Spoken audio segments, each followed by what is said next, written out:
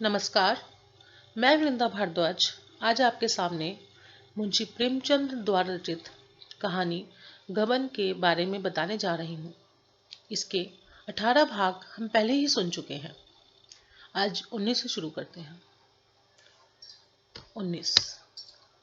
प्रातःकाल रमा ने रतन के पास अपना आदमी भेजा। खत में लिखा, मुझे बड़ा खेद है कि कल जालपा ने आपके साथ ऐसा व्यवहार किया जो उसे ना करना चाहिए था। मेरा विचार यह कदापि ना था कि रुपए आपको लौटा दूं। मैंने सराफ को ताकीद करने के लिए उससे रुपए लिए थे। कंगन 2-4 रोज में अवश्य मिल जाएंगे। आप रुपए भेज दें। उसी थैले में मेरे 200 रुपए मेरे भी हैं, वह भी भेजिएगा। अपने सम्मान की रक्षा करते हुए जितनी विनम्रता उसने हो सकती थी उसमें कोई कसर न रखी। जब तक आदमी लौटकर न आया वह बड़ी व्यग्रता से उसकी राह देखता रहा। कभी सोचता कहीं बहाना ना कर दे या घर पर ना मिले या 2-4 दिन के बाद देने का वादा करे। सारा दारोमदार रतन के रुपए पर था।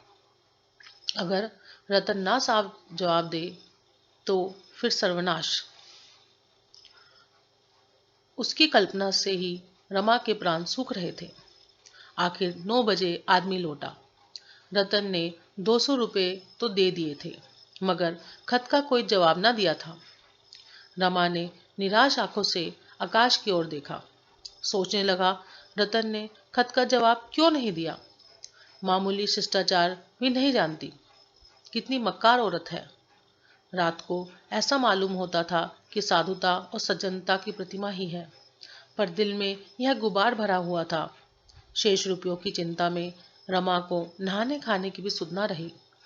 कहार अंदर गया तो जालपा ने पूछा, तुम्हें कुछ काम धंधे की भी खबर है? मटर गश्ती ही करते रहोगे। 10 बज रहे हैं और अभी तक तरकारी भाजी का भी नहीं पता। कहार ने त्योरी बदल कर कहा, तो क्या 4 हाथ गोड़ कर ले आई? कामे से तो गवा रहीम बाबू में साहब के 3 रुपया लेबे को भेजन रहा। जालपा, कौन मेम साहब? कहार, जोन मोटर पर चढ़कर आवत है। जालपर, तो लाए रुपए? कहार, लाए काहे नाहिब, पिरथी के छोर पर तो रहत है। दौड़त दौड़त गोड़ पिराए लाग। जालपा, अच्छा चटपट जाकर तरकारी लाओ। कहार तो उधर गया। रमा रुपए लिए हुए अंदर पहुंचा तो जालपा ने कहा, तुमने अपने रुपए रतन के पास से मंगवा लिए ना? अब तो मुझसे ना लोगे। रमा ने उदासीन भाव से कहा, मत दो। जालपा, मैंने कह दिया था रुपए दे दूंगी। तुम्हें इतनी जल्द मांगने की क्या सूझी? समझी होगी इन्हें मेरा इतना भी विश्वास ही नहीं। रमा ने हताश होकर कहा, मैंने रुपए नहीं मांगे थे, केवल इतना लिख दिया था कि थैली में 200 रुपए ज्यादा हैं। उसने आप भेज दिए। जालपा ने हंसकर कहा, मेरे रुपए बड़े भाग्यवान हैं, दिखाऊं?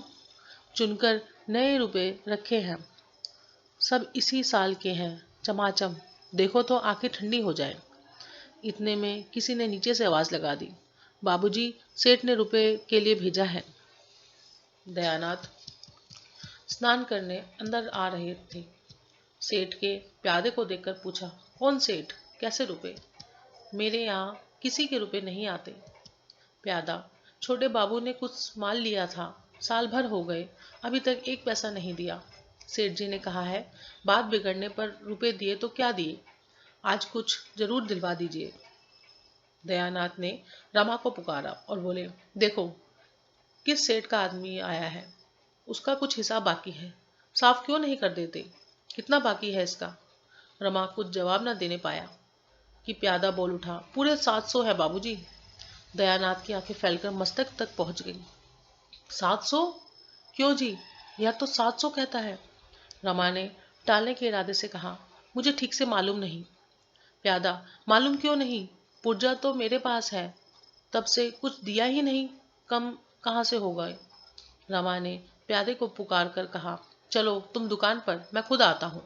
प्यादा, हम बिना कुछ लिए ना जाएंगे साहब, आप यूं ही टाल दिया करते हो और बातें हमको सुननी पड़ती हैं। रमा सारी दुनिया के सामने जलील बन सकता था, किंतु पिता के सामने जलील बनना उसके लिए मौत से कम ना था। जिस आदमी ने अपने जीवन में कभी हराम का पैसा ना छुआ हो, जिसे किसी से उधार लेकर भोजन करने के बदले भूखों सो जाना मंजूर हो, उसका लड़का इतना बेशर्म और बेगैरत हो, रमा पिताजी की आत्मा का यह घोर अपमान ना कर सकता था। वह उन पर यह बात प्रकट ना होने देना चाहता था कि उनका पुत्र उनके नाम को मट्टा लगा रहा है। कर्कश स्वर में प्यादे से बोला, तुम अभी यहीं खड़े हो, हट जाओ, नहीं तो धक्का देकर निकाल दिए जाओगे। प्यादा, हमारे रुपए दिलाइए, हम चले जाएंगे। हमें क्या आपके द्वार पर मिठाई मिलती है? रमानाथ, तुम ना जाओगे, जाओ लाला से कह देना नालिश कर दे। दयानाथ ने डांट कर कहा, क्या बेशर्मी की बातें करते हो जी? जब फिरहग में रुपए ना थे तो चीज लाए ही क्यों, और लाए तो जैसे बने वैसे रुपए अदा करो। कह दिया नालिश कर दो, नालिश कर देगा तो कितनी आबरू रह जाएगी, इसका भी कुछ ख्याल है? सारे शहर में उंगलियां उठेंगी, मगर तुम्हें किसकी क्या परवाह? तुमको यह सूझी क्या कि एक बार की इतनी बड़ी गठरी सिर पर लाद ली? कोई शादी ब्याह का अवसर तो होता तो एक बात भी थी, और वह औरत कैसी है जो पति को ऐसी बेहदगुरी करते हुए देखती है और मना नहीं करती? आखिर तुमने क्या सोचकर यह कर्ज लिया? तुम्हारी ऐसी कुछ बड़ी आमदनी भी तो नहीं। रमा को पिता की यह डांट बहुत बुरी लग रही थी। उसके विचार में पिता को इस विषय में कुछ बोलने का अधिकार ना था। निसंकोच होकर बोला, आप नाहक इतना बिगड़ रहे हैं, आपसे रुपए मांगने जाऊं तो कहिएगा, मैं अपने वेतन से थोड़ा थोड़ा करके सब चुका दूंगा। अपने मन से उसने कहा, यह तो आप ही की करनी का फल है, आप ही के पाप का प्रायश्चित कर रहा हूं। प्यादे ने पिता और पुत्र में वाद विवाद होते देखा तो चुपके से अपनी राह ली। मुंशी जी भुनभुनाते हुए स्नान करने चले गए। रमा ऊपर गया तो उसके मुंह पर लज्जा और ग्लानि के फटकार बरस रही थी। जिस अपमान से बचने के लिए वह डाल डाल पात पात भागता फिरता था, वह हो ही गया। इस अपमान के सामने सरकारी रुपयों का फिक्र भी गायब हो गई।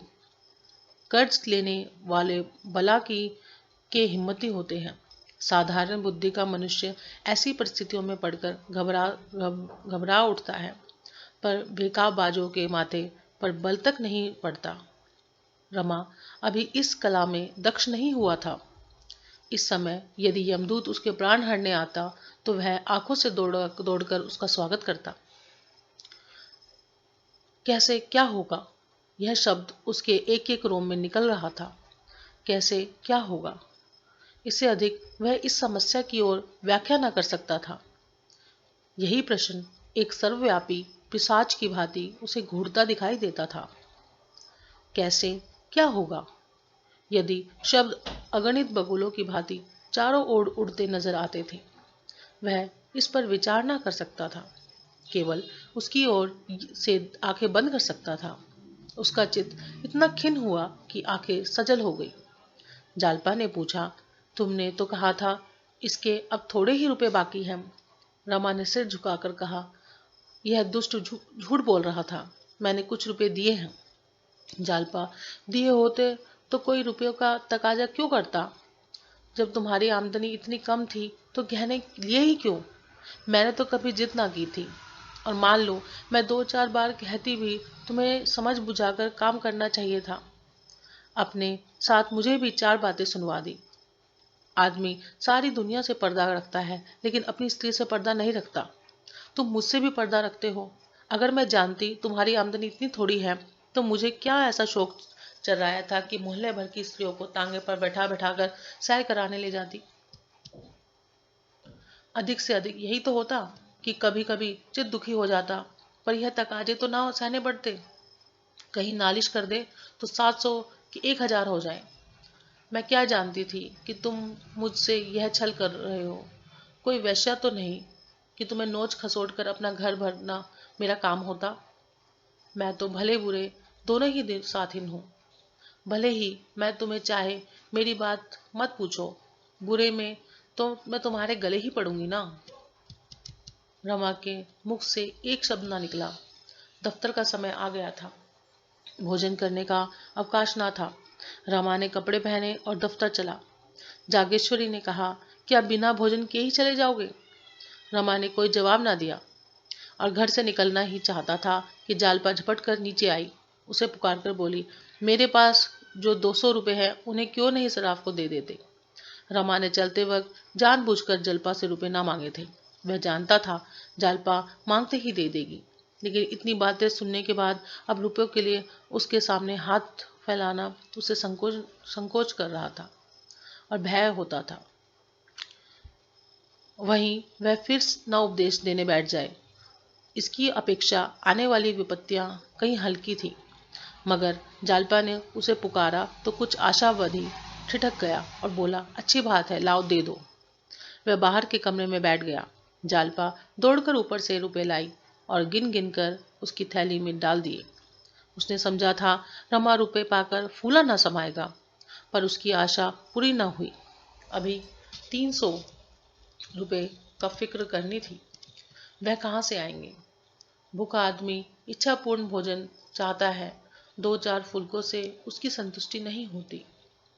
सड़क पर आकर रमा ने एक तांगा लिया और उसे जॉर्ज टाउन चलने को कहा। शायद रतन से भेंट हो जाए। वह चाहे 300 रुपए की बड़ी आसानी से प्रबंध कर सकती है। रास्ते में वह सोचता जाता था कि आज बिल्कुल निसंकोच होकर कह दूंगा। जरा देर से जॉर्ज टाउन आ गया। रतन का बंगला भी आया। वह बरामदे में बैठी थी।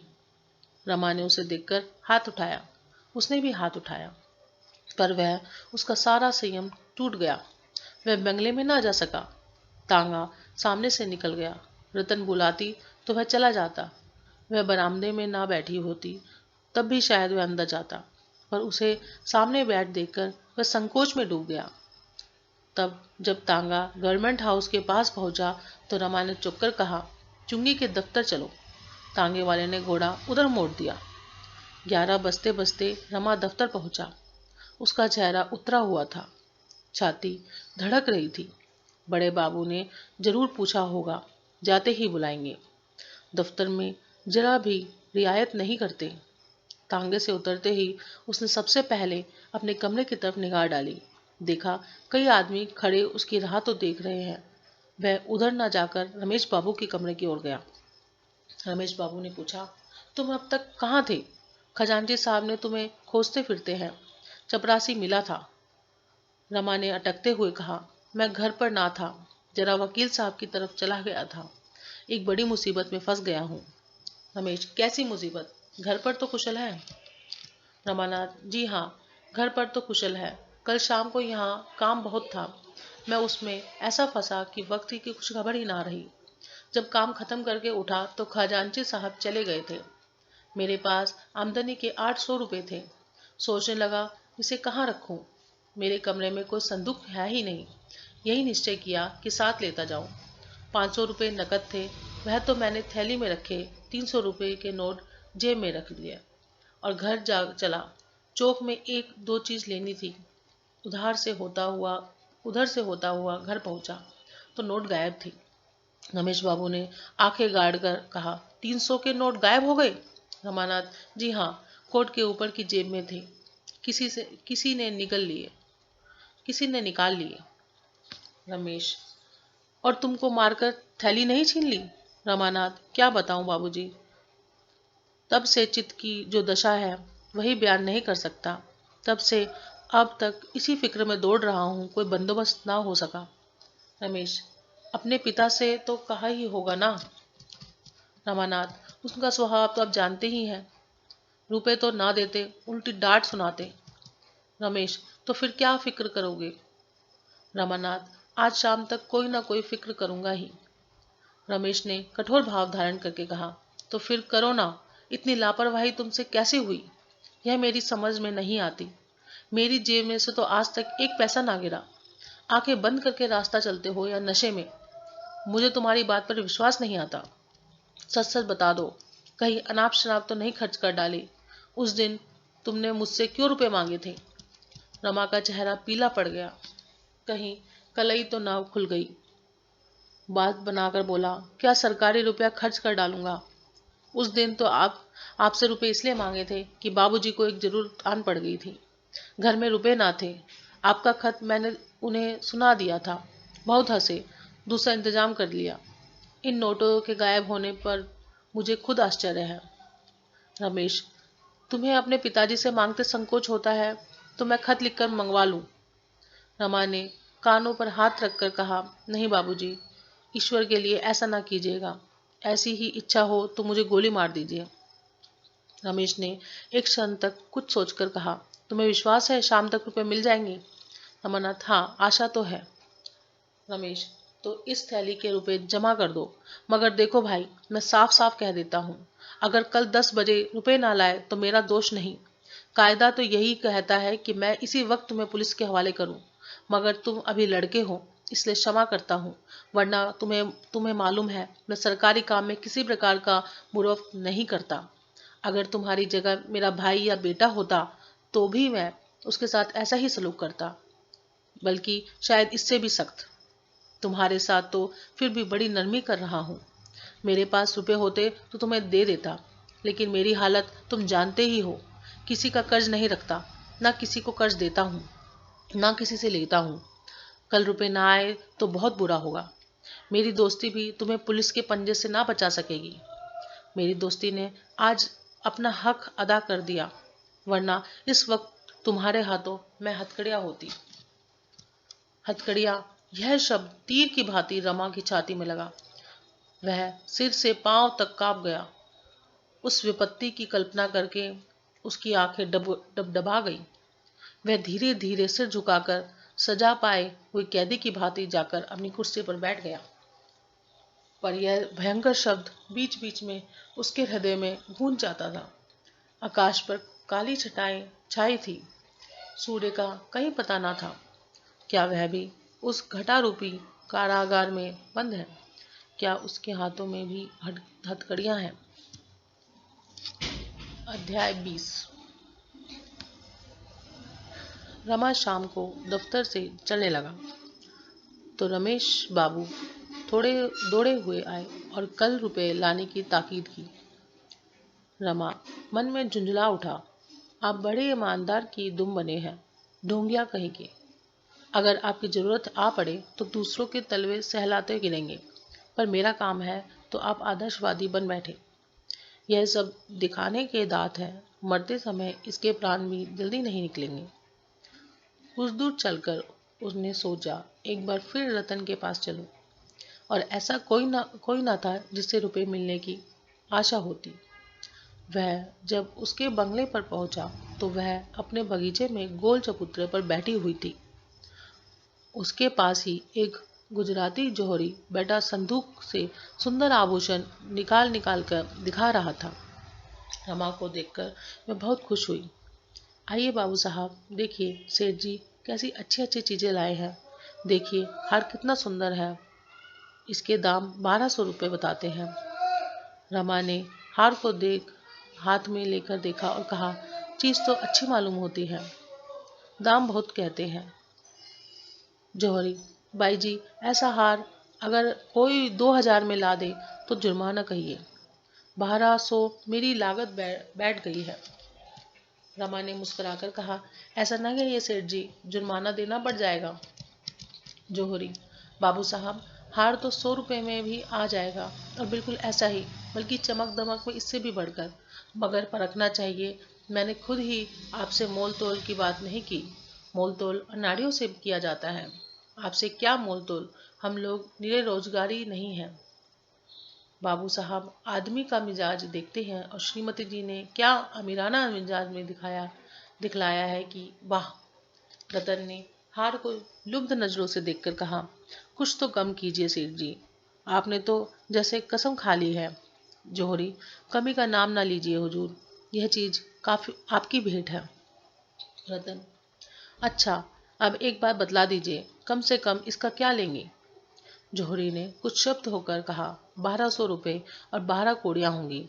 हुजूर, आपसे कसम खाकर कहता हूँ, इसी शहर में 1500 को बेचूंगा और आपसे कह जाऊंगा किसने लिया। यह कहते हुए जौहरी ने हार को रखने का केस निकाला। रतन को विश्वास हो गया यह कुछ कम ना करेगा। बालकों की भांति अधीर होकर बोली, आप तो ऐसा समेट लेते हैं कि हार को नजर ना लग जाए। जौहरी, क्या करूं हुजूर, जब ऐसे दरबार में चीज की कदर नहीं होती तो दुख होता है। रतन ने कमरे में जाकर रमा को बुलाया और बोली, आप समझते हैं ये कुछ और उतरेगा? रमानाथ, मेरी समझ में तो चीज 1000 से ज्यादा की नहीं है। रतन, उह, होगा, मेरे पास तो 600 रुपये हैं। आप 400 रुपये का प्रबंध कर दे तो ले लूं। यह इसी गाड़ी से काशी जा रहा है, उधार ना मानेगा। वकील साहब किसी जलसे में गए हैं, 9 बजे से पहले ना लौटेंगे। मैं आपको कल रुपए अवश्य ही लौटा दूंगी। रमा ने बड़े संकोच के साथ कहा, विश्वास मानिए, मैं बिल्कुल खाली हाथ हूँ। मैं तो आपसे रुपए मांगने आया था। मुझे बड़ी सख्त जरूरत है। वह रुपए मुझे दे दीजिए। मैं आपके लिए कोई अच्छा सा हार यहीं से ला दूंगा। मुझे विश्वास है ऐसा हार 700-800 में मिल जाएगा। रतन, चलिए, मैं आपकी बातों में नहीं आती। 6 महीने में एक कंगन तो बनवा ना सके, अब हार क्या बनाएंगी? मैं यहाँ कई दुकान देख चुकी हूँ, ऐसी चीज शायद ही कहीं मिले, और निकले भी तो इसके जोड़े दाम देने पड़ेंगे। रमानाथ, तो इसे कल क्यों ना बुलाइए? इसे सौदा बेचने की गरज होगी तो आप ठहरेगा। रतन, अच्छा कहिए, देखिए क्या कहता है। दोनों कमरे के बाहर निकले। रमा ने जौहरी से कहा, तुम कल 8 बजे क्यों नहीं आते हो? जौहरी, नहीं हुजूर, कल काशी में 2-4 बड़े रईसों से मिलना है। आज के न जाने से बड़ी हानि हो जाएगी। रतन, मेरे पास इस वक्त 600 रुपये हैं। आप हार दे जाइए, बाकी के रुपए काशी से लौट कर ले जाइएगा। जौहरी, रुपए का तो कोई हर्ज ना था, महीने 2 महीने में ले लेता, लेकिन हम परदेसी लोगों को क्या ठिकाना, आज यहाँ कल वहाँ, कौन जाने क्या फिर कब आएगा। आप इस वक्त 1000 दे दें, 200 फिर दे दीजिएगा। रमानाथ, तो सौदा ना होगा? जौहरी, इसका अख्तियार आपको है, मल इतना कह देता हूँ, ऐसा माल फिर ना पाइएगा। रमानाथ, रुपए होंगे तो माल बहुत मिल जाएगा। जौहरी, कभी कभी दाम रहने पर भी अच्छा माल नहीं मिलता। यह कहकर जौहरी ने फिर हार को केस में रखा और इस तरह संदूक समेटने लगा मानो वहां एक क्षण भी ना रुकेगा। रतन को रोया रोया कान बना हुआ था, मानो कोई कैदी अपनी किस्मत का फैसला सुनने को खड़ा था। उसके हृदय की सारी ममता, ममता का सारा अनुराग, अनुराग की सारी अधीरता, उत्कंठा और चेष्टा उसी हार पर केंद्रित हो रही थी। मानो उसके प्राण उसी हार के दानों में जा छिपे थे। मानो उसके जन्म जन्मांतरों को की संचित अभिलाषा उसी हार पर मंडरा रही थी। जौहरी को संदूक बंद करते देखकर वह जलविहीन मछली की भांति तड़पने लगी। कभी वह संदूक खोलती, कभी वह दराज खोलती, पर रुपए कहीं ना मिले। सहसा मोटर की आवाज सुनकर रतन ने फाटक की ओर देखा। वकील साहब चले आ रहे थे। वकील साहब ने मोटर बरामदे के सामने रोक दी और चबूतरे की तरफ चले। रतन ने चबूतरे के नीचे उतरकर कहा, आप तो 9 बजे आने को कह गए थे। वकील साहब, वहां काम पूरा हो गया तो बैठकर क्या करता? कोई दिल से तो काम करना नहीं चाहता, सब मुफ्त में नाम कमाना चाहते हैं। यहाँ कोई नया जोड़ी आया है क्या? जौहरी ने उठकर सलाम किया।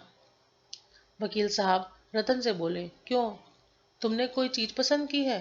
रतन, हाँ, एक हार पसंद किया है, 1200 रुपये मांगते हैं। वकील, बस, और कोई चीज पसंद करो, तुम्हारे पास सिर की कोई अच्छी चीज नहीं है? इस वक्त यही हार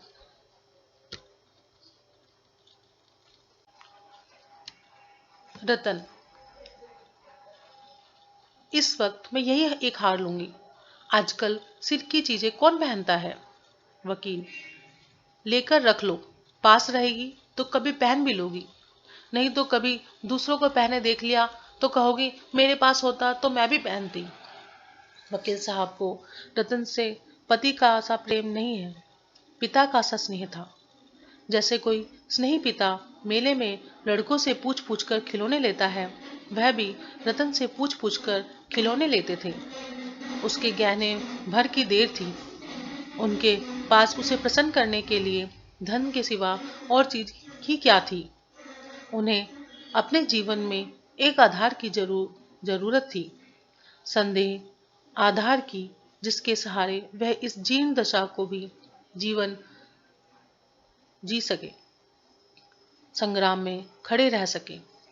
जैसे किसी उपासक को प्रतिमा की जरूरत होती है, बिना प्रतिमा के वह किस पर फल चढ़ाए, किसे गंगा जल से नहलाए, किसे स्वादिष्ट चीजों का भोग लगाए, इसी भांति वकील साहब को भी पत्नी की जरूरत थी। रतन उनके लिए सदैव कल्पना मात्र थी, जिससे उनकी आत्मिक पिपासा शांत होती थी। कदाचित रतन के बिना उनका जीवन उतना ही सूना होता जितना आंखों के बिना मुखब।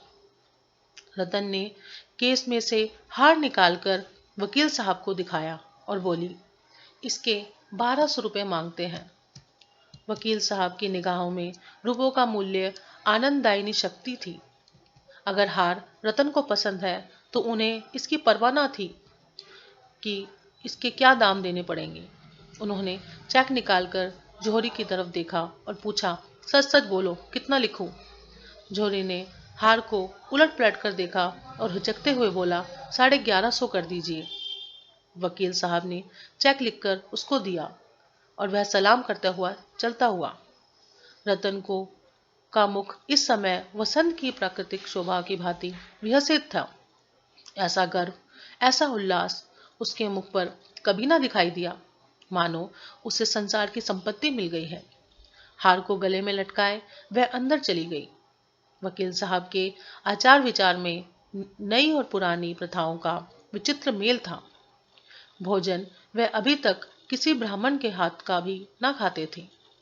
आज रतन उनके लिए अच्छी अच्छी चीजें बनाई गई। अपनी कृतज्ञता को वह कैसे जाहिर करे।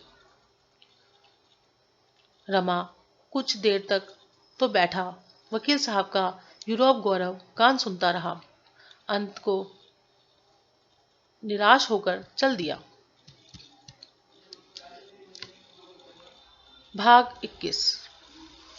अगर इस समय किसी को संसार में सबसे दुखी, जीवन में निराशा, चिंताग्नि में जलते हुए प्राणी की मूर्ति देखनी हो तो उस युवक को देखे जो साइकिल पर बैठा हुआ अल्फ्रेड पार्क के सामने चला जा रहा था। इस वक्त अगर कोई काला सांप नजर आए तो वह दोनों हाथ फैलाकर उसका स्वागत करेगा और उसके विष को सुधा की तरह पी जाएगा। उसकी रक्षा सुधा से नहीं, अब विष से ही हो सकती थी। मौत ही अब उसकी चिंताओं का अंत कर सकती है। लेकिन क्या मौत उसे बदनामी से भी बचा सकती है? सवेरा होते ही यह बात घर घर फैल जाएगी, सरकारी रुपया खा गया और जब पकड़ा आएगा तब आत्महत्या कर ली। दल में कलंक लगाकर मरने से अच्छा है, मरने के बाद भी अपनी हंसी कराकर चिंताओं से मुक्त हुआ तो क्या हुआ। लेकिन दूसरा उपाय ही क्या है? अगर वह इस समय जाकर जल्पा से सारी स्थिति कह सुनाए तो वह उसके साथ अवश्य सहानुभूति दिखाएगी। जालपा को चाहे कितना ही दुख हो, पर अपने गहने निकाल कर देने में एक क्षण का भी विलंब ना करेगी। गहनों को गिरवी रखकर वह सरकारी रुपए अदा कर सकता है। उसे अपना पर्दा खोलना पड़ेगा, इसके सिवा और कोई उपाय नहीं है। मन में यह निश्चय करके रमा घर की ओर चला, पर उसकी चाल में वह तेजी ना थी जो मानसिक स्फूर्ति का लक्षण है। लेकिन घर पहुंचकर उसने सोचा, जब यही करना है तो जल्दी क्या, जब चाहूंगा मांग लूंगा। कुछ देर गपशप करता रहा, फिर खाना खाकर लेटा। सहसा उसके जी में आया, क्यों ना चुपके से कोई चीज उठा ले आऊं। कुल मर्यादा की रक्षा करने के लिए एक बार उसने ऐसा ही किया था। उसी उपाय से क्या वह प्राणों की रक्षा नहीं कर सकता? अपनी जबान से तो शायद वह कभी अपनी विपत्ति का हाल न कह सकेगा। इसी प्रकार आगा पीछा में पड़े हुए सवेरा हो जाएगा और तब उसे कुछ कहने का अवसर ही ना मिलेगा। मगर उसे फिर शंका हुई, कहीं जालपा की आँख खुल जाए, फिर तो उसके लिए त्रिवेणी के सिवा और स्नान स्नान ही ना रह जाएगा। जो कुछ भी हो, एक बार तो यह उद्योग करना ही पड़ेगा। उसने धीरे से जालपा का हाथ अपनी छाती पर से हटाया और नीचे खड़ा हो गया। उसे ऐसा ख्याल हुआ कि जालपा हाथ हटाते ही चौंकी और फिर मालूम हुआ कि यह भ्रम मात्र था। उसे जब जालपा के सलूके की जेब में से चाबियां का गुच्छा निकालना था, देर करने के अवसर ही ना था। नींद में भी निम्न चेतना अपना काम करती रहती है। बालक कितना ही गाफिल सोया हो, माता के चारपाई से उठते ही जाग पड़ता है। लेकिन जब चाबी निकालने के लिए झुका तो उसे जान पड़ा जालपा मुस्कुरा रही है। उसने झट हाथ खींच लिया और लैंप के क्षीण प्रकाश में जालपा के मुख की ओर देखा, जो कोई सुखद स्वप्न देख रही थी। उसकी स्वप्न सुख विलसित छवि देखकर उसका मन कातर हो उठा। हाँ, इस सरला के साथ ऐसा मैं इस विश्वासघात करूं, जिसके लिए मैं अपने प्राणों को भेंट कर सकता हूँ, उसी के साथ यह कपट। जालपा का निष्कपट स्नेहपूर्ण हृदय मानो उसके मुखमंडल पर अंकित हो रहा था। आहा, जिस समय इसे ज्ञात होगा इसके गहने फिर चोरी हो गए, इसकी क्या दशा होगी। पछाड़ खाएगी, सिर के बाल नोचेगी, वह किन आंखों से उसका यह कलेश देखेगा। उसने सोचा, मैंने इसे आराम ही कौन सा पहुंचाया है। किसी दूसरे से विवाह किया होता तो अब तक वह रत्नों से लद जाती। दुर्भाग्यवश इस घर में आई, जहाँ कोई सुख नहीं, उल्टे यहाँ रोना पड़ता है। रमा फिर चारपाई पर लेट गया। उस वक्त जालपा की आंखें खुल गई। उसके मुख की ओर देखकर बोली, तुम कहाँ गए थे? मैं अच्छा सपना देख रही थी। बड़ा बाग है और हम तुम दोनों उसमें टहल रहे हैं। इतने में तुम ना जाने कहाँ चले जाते हो। एक और साधु आकर मेरे सामने खड़ा हो जाता है। बिल्कुल देवताओं का सा उनका स्वरूप है। वह मुझसे कहता है, बेटी, मैं तुझे वर देने आया हूँ, मांग, तू क्या मांगती है। मैं तुम्हें इधर उधर खोज रही हूँ, तुमसे पूछूं क्या मांगू। तुम नहीं दिखाई देते तो मैं सारा बाग छान लाई, पेड़ों में झांक कर देखा, तुम ना जाने कहाँ चले गए। बस इतने में नींद खुल गई, वरदान ना मांगने पाई। रमा ने मुस्कुराते हुए कहा, क्या वरदान मांगती जो जी में आता। तुम्हें क्या बताऊं? नहीं बताओ, शायद तुम बहुत सा धन मांगती। धन को तुम बड़ी चीज समझते होंगे, मैं तो कुछ नहीं समझती। हाँ, मैं तो समझता हूँ, निर्धन रहकर जीना मरने से भी बदतर है। मैं अगर किसी देवता को पकड़ पाऊं तो बिना काफी रुपए लिए ना मानूं। मैं सोने की दीवार नहीं खड़ी करना चाहता, ना डॉक्टर और कार्नेगी बनने की मेरी इच्छा है। मैं केवल इतना धन कमाना चाहता हूँ कि जरूरत की मामूली चीजों के लिए तरसना ना पड़े। बस कोई देवता मुझे 5 लाख दे दे तो फिर उससे कुछ ना मांगूंगा। हमारे ही गरीब मुल्क में ऐसे कितने ही रईस, सेठ, तालुकेदार हैं जो 5 लाख एक साल में खर्च करते हैं। बल्कि कितनों के ही तो माहवार खर्च 5 लाख होंगे। मैं तो इनमें 7 जीवन काटने को तैयार हूँ, मगर मुझे कोई इतना भी नहीं देता। तुम क्या मांगती? अच्छे अच्छे गहने। जालपा ने त्योरे चढ़ाकर कहा, क्यों चिढ़ाते हो मुझे? क्या मैं गहने पर और स्त्रियों से ज्यादा जान देती हूँ? मैंने तो तुमसे कभी आग्रह नहीं किया। तुम्हें जरूरत हो तो आज इन्हें उठा ले आओ, मैं खुशी से दे दूंगी। रमा ने मुस्कुराकर कहा, तो फिर बतलाती क्यों नहीं? जालपा, मैं यही मांगती कि मेरे स्वामी सदा मुझसे प्रेम करता रहे, उनका मन कभी मुझ में ना गिरे। रमा, मुझसे ना गिरे? रमा ने हंसकर कहा, क्या तुम्हें इसकी भी शंका है? तुम देवता भी होते तो शंका होती, तुम तो आदमी हो। मुझे तो ऐसी कोई स्त्री ना मिले जिसने अपने पति की निष्ठुरता का दुखड़ा रोया हो। साल 2 साल में वह खूब प्रेम करते हैं, फिर ना जाने क्यों उन स्त्री में अरुचि सी हो जाती है। मन चंचल होने लगता है। औरतों के लिए इससे बड़ी विपत्ति नहीं। उस विपत्ति से बचने के सिवा मैं और क्या वरदान मांगती। यह कहते हुए जालपा ने पति के गले में बाहें डाल दी और प्रणव संचित नजरों से देखती हुई बोली, सच बताना, तुम अब भी मुझे वैसे ही चाहते हो जैसे पहले चाहते थे? देखो, सच कहना। रमा ने जालपा के गले से चिपटकर कहा, इससे कहीं अधिक, लाख गुना। जालपा ने हंसकर कहा, झूठ, बिल्कुल झूठ, 16 आने झूठ। रमानाथ, यह तुम्हारी जबरदस्ती है। आखिर ऐसा तुम्हें कैसे जान पड़ा? जालपा, आंखों से देखती हूँ। और कैसे जान पड़ा? तुमने मेरे पास बैठने की कसम खा ली है। जब देखो तुम गुमसुम रहते हो। मुझसे प्रेम होता तो मुझ पर विश्वास भी होता। बिना विश्वास के प्रेम हो ही नहीं सकता। जिससे तुम अपनी बुरी से बुरी बात ना कह सको, उससे तुम प्रेम नहीं कह सकते, कर सकते। उसके साथ विहार कर सकते हो, विलास कर सकते हो, उसी तरह जैसे कोई वैश्या के पास जाता है। वैश्या के पास लोग आनंद उठाने ही जाते हैं, कोई उनसे मन की बात कहने नहीं जाता। तुम्हारी भी वही दशा है। बोलो, है या नहीं? आंखें क्यों छिपाते हो?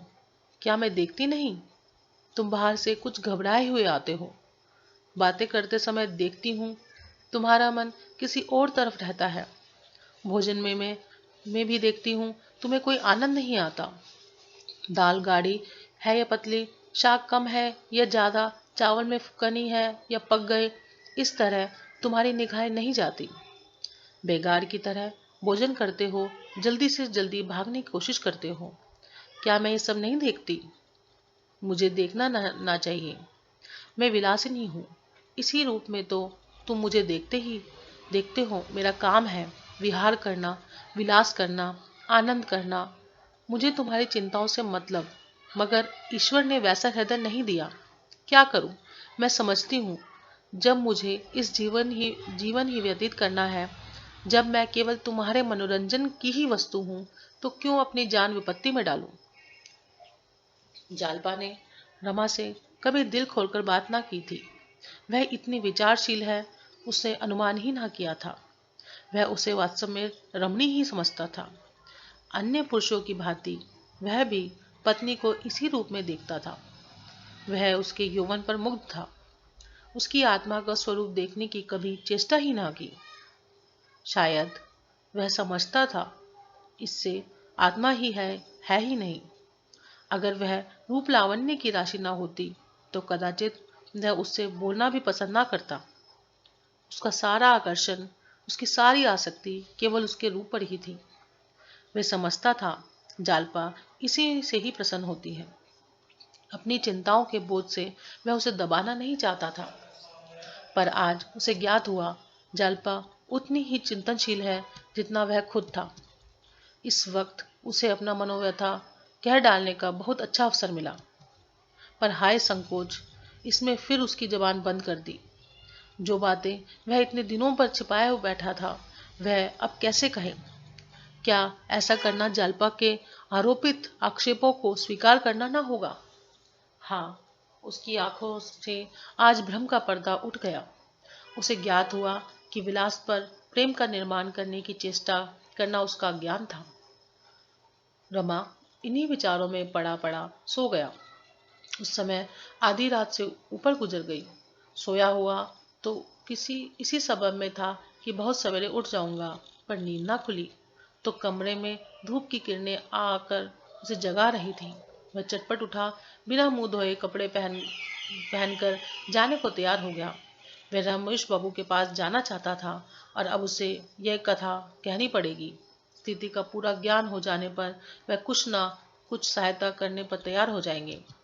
जालपा उस समय भोजन बनाने के लिए तैयारी कर रही थी। रमा ने इस भांति जाते देखकर प्रश्न सूचक नजरों से देखा। रमा के चेहरे पर चिंता, भय, चंचलता और हिंसा मानो बैठी घूर रही थी। एक क्षण के लिए वह बेसुध सी हो गई। एक हाथ में छुरी और दूसरे में एक करेला लिए वह द्वार की ओर ताकती रही।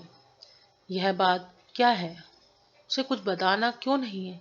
वह और कुछ ना कर सके, हमदर्दी तो कर सकती है। उसके जी में आया पुकार कर पूछूं क्या बात है। उठकर द्वार पर तक आई। भीख पर रमा सड़क पर दूर निकल गया था। उसने देखा वह बड़ी तेजी से चला जा रहा है, जैसे सनक गया हो। न दाहिनी ओर देखता है न बाईं ओर, केवल सिर झुकाए पथिकों से टकराता हुआ, पैर गाड़ियों की परवाह न करता हुआ भागा चला जा रहा था। आखिर वह लौटकर फिर तरकारी काटने लगी, पर उसका मन उसी ओर लगा हुआ था। क्या बात है, क्यों मुझसे इतना छिपाते हैं? रमा रमेश के घर पहुंचा तो 8 बज गए थे। बाबू साहब चौकी पर बैठे संध्या कर रहे थे। उन्हें देखकर इशारे से बैठने को कहा। कोई आधा घंटे में संध्या समाप्त हुई। बोले, क्या अभी मुंह हाथ भी नहीं धोया? यही लीचड़पन मुझे नापसंद है। तुम और कुछ करो या ना करो, बदन की सफाई तो करते रहा करो। रुपये का कुछ प्रबंध हुआ? रमानाथ, इसी फिक्र में तो आपके पास आया हूँ। रमेश, तुम भी अजीब आदमी हो। अपने बाप से कहते हुए तुम्हें क्यों शर्म आती है? यह ना होगा तुम्हें ताने देंगे, लेकिन इस संकट में तो छूट जाओगे। उनसे सारी बातें साफ साफ कह दो। ऐसी दुर्घटनाएं अक्सर हो जाया करती हैं। इसमें डरने की क्या बात है? नहीं कहो, मैं चलकर कह दूं। रमानाथ, उनसे कहना होता तो अब तक कह चुका होता। क्या आप कुछ बंदोबस्त नहीं कर सकते? रमेश, कर कर क्यों नहीं सकता, पर करना नहीं चाहता। ऐसे आदमी के साथ मुझे कोई हमदर्दी नहीं हो सकती। तुम जो बात मुझसे कह सकते हो, क्या उनसे नहीं कह सकते? मेरी सलाह मानो, उनसे जाकर कह दो। अगर वह रुपए ना दे तब मेरे पास आना। रमा को जब और कुछ कहने का साहस ना हुआ, लोग इतनी घनिष्ठता होने पर भी इतने कठोर हो सकते हैं। वह यहाँ से उठा, पर उसे कुछ सुझाई ना देता। चौबिया में आकाश में से फिरते हुए जल बिंदुओं की ओर दशा होती है, वही इस समय रमा की हुई। 10 कदम तेजी से आगे चलता तो फिर कुछ सोचकर एक बार रुक जाता और 10-5 कदम पीछे लौट जाता। कभी इस गली में घुस जाता, कभी उस गली में घुस जाता। सहसा उसे एक बात सूझी, क्यों ना जालपा को एक पत्र लिखकर अपनी सारी कठिनाइयों का सुनाऊं। मुंह से तो वह कुछ कह ना सकता था, पर कलम से लिखने से में भी उसे कोई मुश्किल मालूम नहीं होती थी। पत्र लिखकर जालपा को दे दूंगा और बाहर के कमरे में बैठ जाऊंगा। इससे सरल और क्या हो सकता है? वह भागा हुआ घर आया और तुरंत पत्र लिखा, प्रिय, क्या कहूँ, किस विपत्ति में फंसा हुआ हूँ। अगर 1 घंटे के अंदर 300 रुपये का प्रबंध ना हो सका तो हाथों में हथकड़ियाँ पड़ जाएंगी। मैंने बहुत कोशिश की किसी से उधार ले लूं, किंतु कहीं से ना मिल सके। अगर तुम अपने दो एक जेवर दे दो तो मैं गिरवी रखकर अपना काम चला लूं। जो ही रुपये हाथ में आ जाएंगे तो मैं छुड़ा दूंगा। अगर मजबूरी ना होती तो तुम्हें कष्ट ना देता। ईश्वर के लिए रुष्ट ना होना, मैं बहुत जल्द छुड़ा दूंगा। अभी यह पत्र समाप्त भी ना हुआ था कि रमेश बाबू मुस्कुराते हुए आकर बैठ गए और बोले, कहा उनसे तुमने? रमा ने सुर झुकाकर कहा, अभी तो मौका नहीं मिला। रमेश, तो क्या 2-4 दिन में मौका मिलेगा?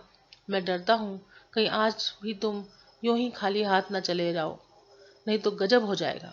रमानाथ, जब उनसे मांगने का निश्चय कर लिया तो अब क्या चिंता। रमेश, आज मौका मिले तो जरा रतन के पास चले जाना।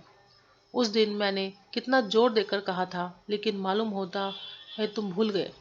रमानाथ, भूल तो नहीं गया, लेकिन उनसे कहते शर्म आती है। रमेश, अपने बाप से कहते भी शर्म आती है।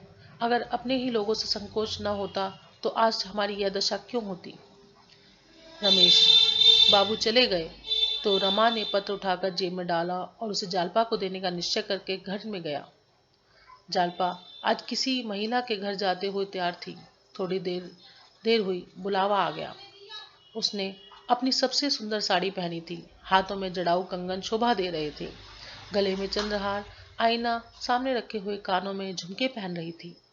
रमा को देखकर बोला, आज सवेरे कहाँ चले गए थे? हाथ मुंह तक नहीं धोया। दिन भर तो बाहर ही रहते हो, शाम सवेरे तो घर पर रहा करो। तुम नहीं रहते तो घर सूना सूना लगता है। मैं अभी सोच रही थी मुझे मैके जाना है, तो मैं जाऊं या ना? मेरा जी तो वहां बिल्कुल ना लगे। रमानाथ, तुम तो कहीं जाने को तैयार बैठी हो। जालपा, सेठानी जी ने बुलाया है, दोपहर तक चली आऊंगी। रमा की दशा इस समय उस शिकारी की सी थी जो हिरनी को अपने शावकों के साथ किलोल करते देखकर तनी हुई बंदूक कंधों पर रखकर और वह वात्सल्य और प्रेम की क्रीड़ा देखने में तल्लील हो जाता है। उसे अपनी और टकटकी लगाए देखकर जालपा ने मुस्कुराकर कहा, देखो, मुझे नजर ना लगा देना, मैं तुम्हारे आंखों से बहुत डरती हूँ। रमा एक ही उड़ान में वास्तविक संसार से कल्पना और कवित्व के संसार में जा पहुंचा। ऐसे अवसर पर जब जालपा का रोम रोम आनंद से नाच रहा है, क्या वह अपना पत्र देखकर उसकी सुखद कल्पनाओं को दलित कर देगा? वह कौन हृदयहीन व्याध है जो चहकती हुई चिड़िया की गर्दन पर छुरी चला देगा? वह कौन अरसिक आदमी है जो किसी प्रभात हृदयोसुम को तोड़कर पैरों से कुचल डालेगा? रमा इतना हृदयहीन, इतना अरसिक नहीं था। वह जालपा पर इतना बड़ा आघात नहीं कर सकता था। उसके सिर कैसी कैसी ही विपत्ति क्यों ना पड़ जाए, उसकी कितनी ही बदनामी क्यों ना हो जाए, उसका जीवन ही क्यों ना कुचल दिया जाए, पर इतना निष्ठुर नहीं हो सकता था।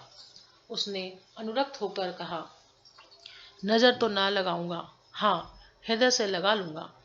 इसी एक वाक्य में उसकी सारी चिंताएं, सारी बाधाएं विसर्जित हो गई।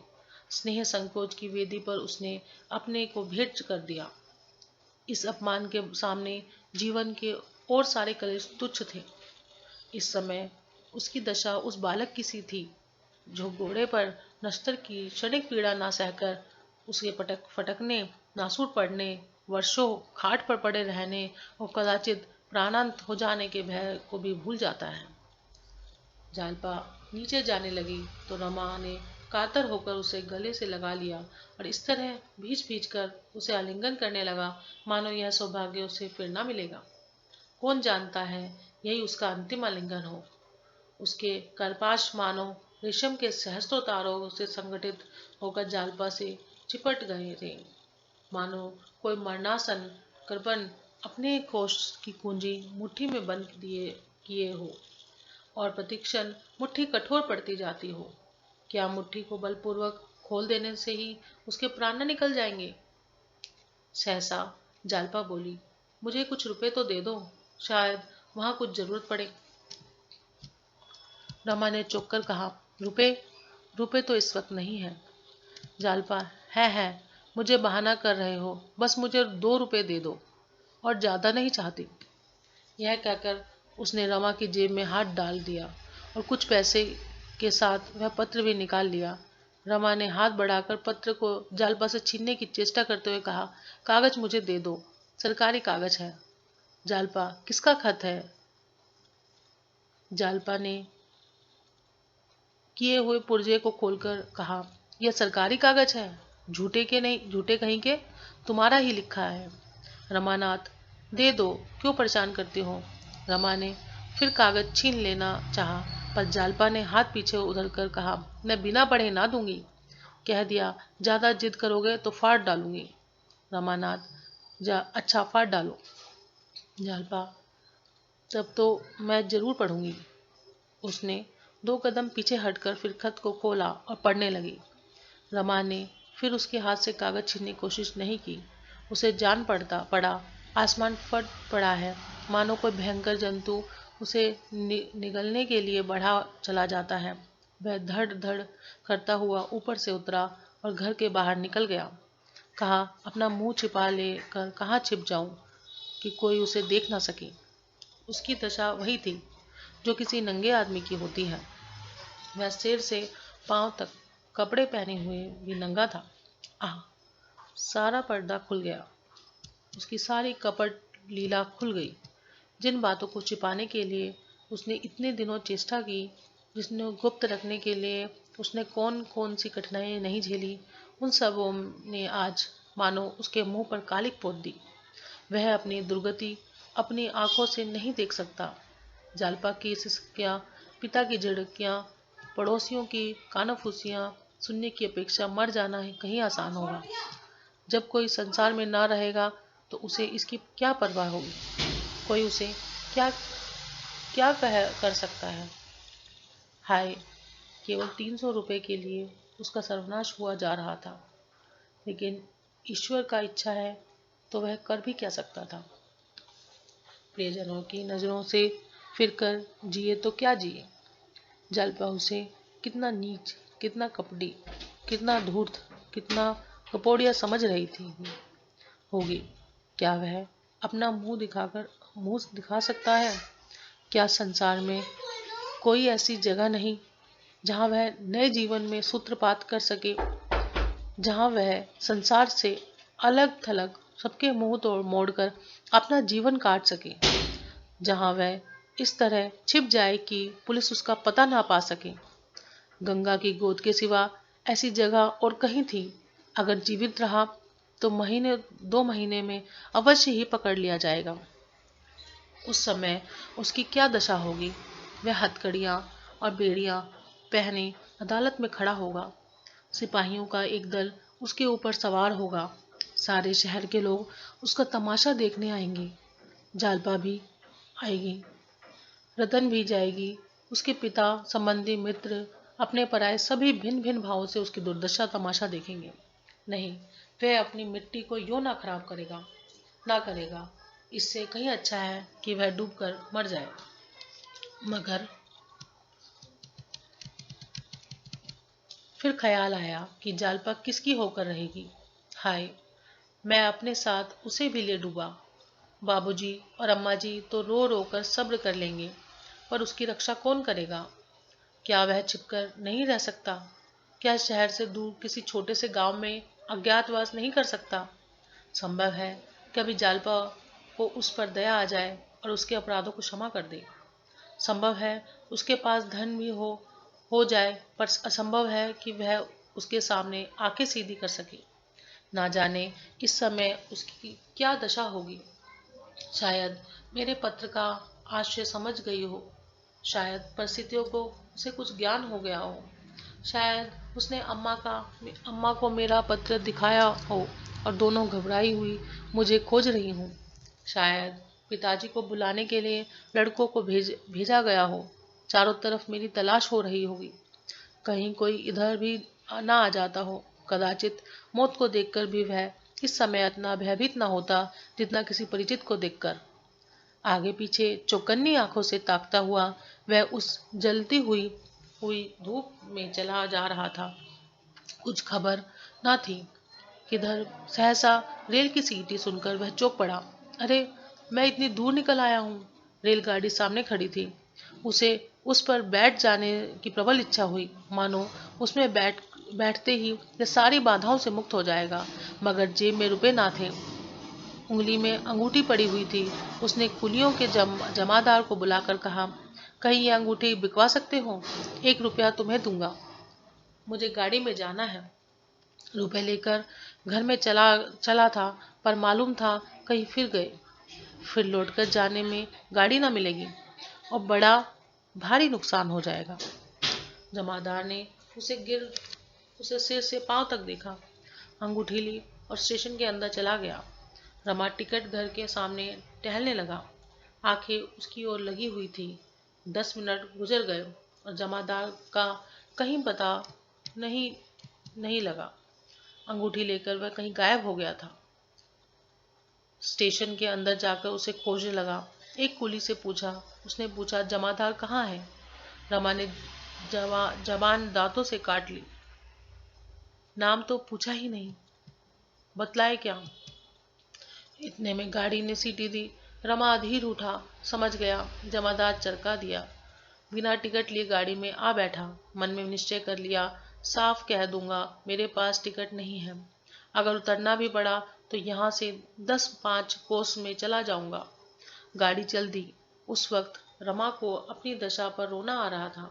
हाय, ना जाने उसे कभी लौटना नसीब होगा या नहीं। फिर यह सुख के दिन कहाँ मिलेंगे। यह दिन तो गए।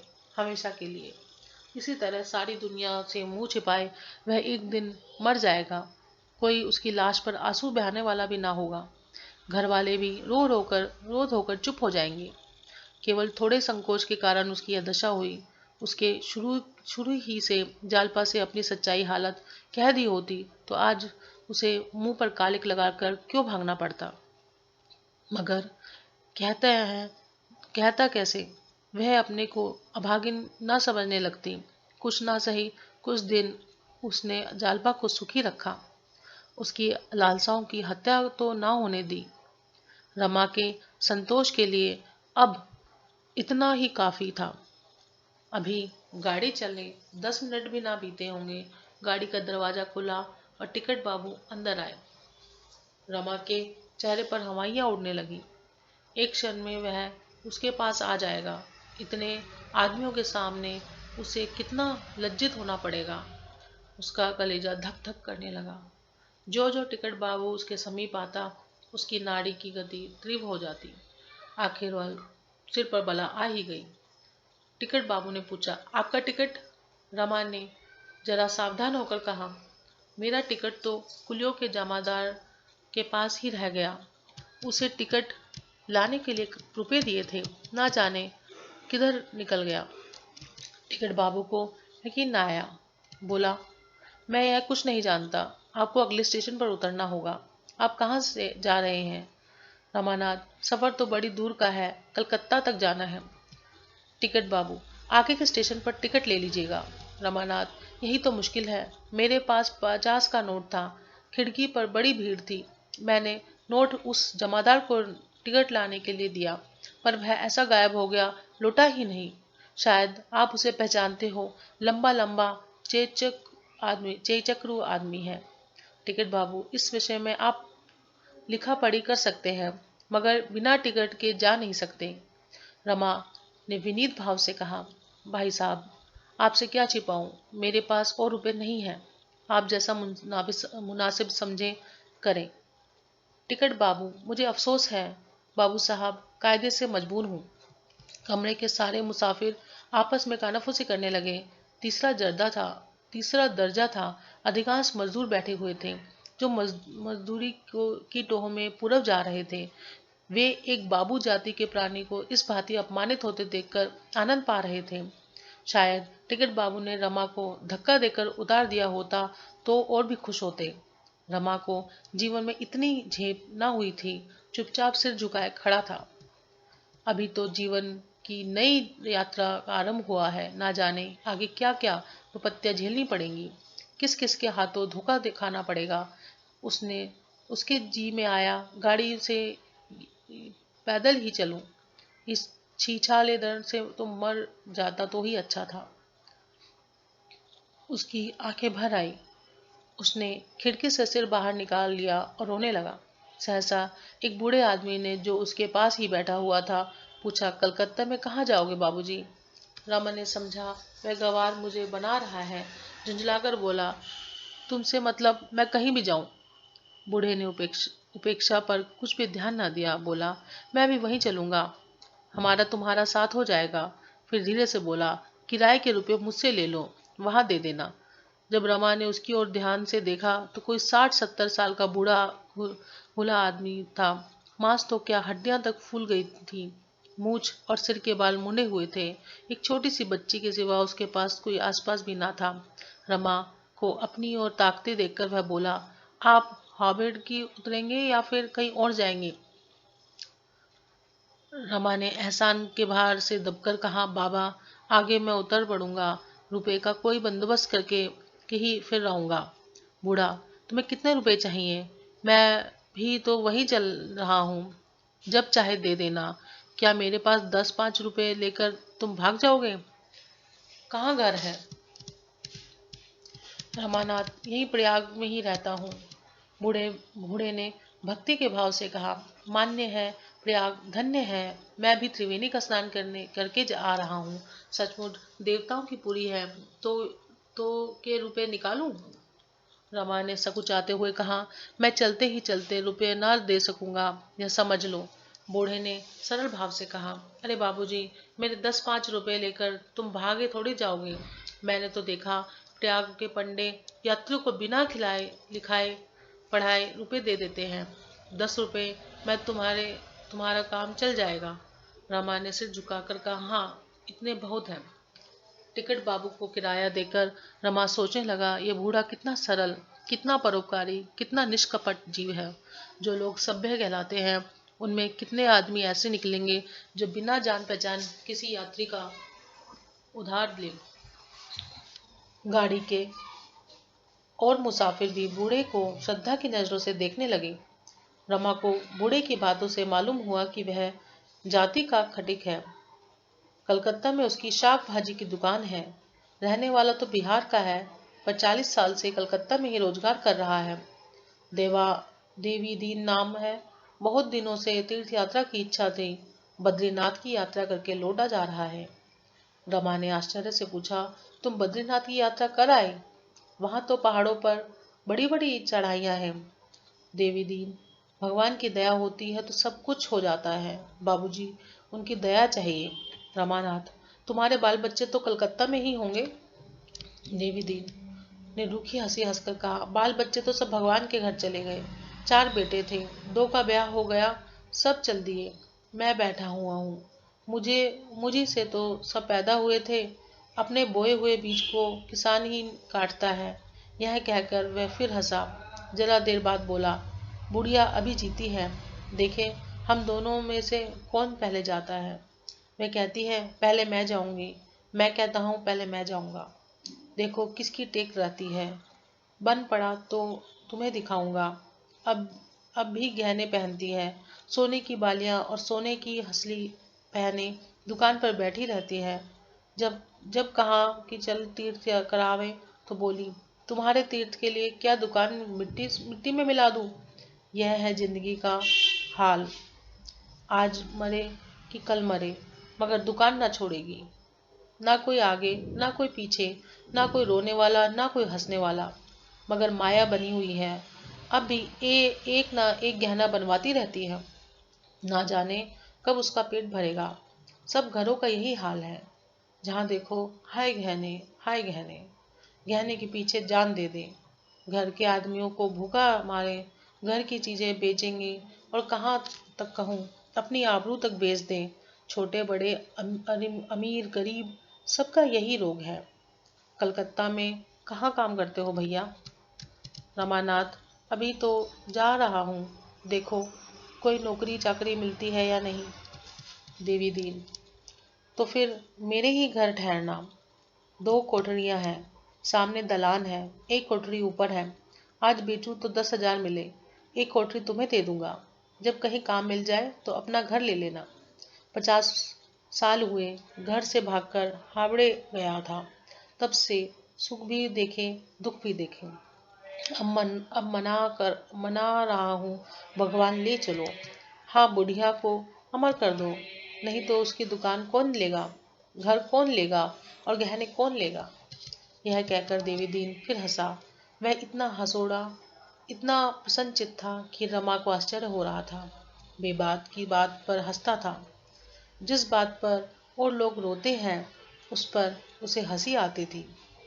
किसी जवान को भी रमा ने यूं हंसते हुए ना देखा था। इतनी ही देर में उसने अपनी सारी जीवन की कथा कह सुनाई। कितने ही लतीफे याद थे। मालूम होता था रमा से वर्षों की मुलाकात है। रमा को भी अपने विषय में एक मनगढ़ंत का कथा कहनी पड़ी। देवी दीन, तो तुम भी घर से भाग आए हो। समझ गया घर में झगड़ा हुआ होगा। बहू कहती होगी, मेरे पास गहने नहीं, मेरा नसीब जल गया। सास बहू में पटती ना होगी। उनका कलह सुन सुनकर तुम्हारा जी खट्टा हो गया होगा। रमानाथ, हाँ बाबा, बात यही है, तुम कैसे जान गए? देवी दीन हंसकर बोला, यह बड़ा भारी काम है भैया। इसे तेली की खोपड़ी पर लगाया जाता है। अभी लड़के वाले तो नहीं है ना? रमानाथ, नहीं, अभी तो नहीं है। देवी दीन, छोटे भाई भी होंगे? रमा चकित होकर बोला, हाँ दादा, ठीक कहते हो तुमने कैसे जाना? देवी दीन फिर ठकठकाकर मारकर बोला, यह सब कर्मों का खेल है। ससुराल धनी होगा क्यों रमानाथ? हाँ दादा, है तो। देवीदीन, मगर हिम्मत ना होगी। रमानाथ, बहुत ठीक कहते हो दादा, बड़े कम हिम्मत है। जब से विवाह हुआ अपनी लड़की तक को तो बुलाया नहीं। देवीदीन, समझ गया भैया, यही दुनिया का दस्तूर है। बेटे के लिए कहो चोरी करे, भीख मांगे, बेटी के लिए घर में कुछ है ही नहीं। 3 दिन से रमा को नींद न आई थी। दिन भर रुपए के लिए मारा मारा फिरता था। रात भर चिंता में पड़ा रहता था। इस वक्त बातें करते करते उसे नींद आ गई। गर्दन झुकाकर झपकी लेने लगा। देवकी नंदन ने तुरंत अपनी गठरी खोली, उसमें से एक दरी निकाली और तख्त पर बिछाकर बोला, तुम यहाँ आकर लेट रहो भैया, मैं तुम्हारे जगह पर बैठ जाता हूँ।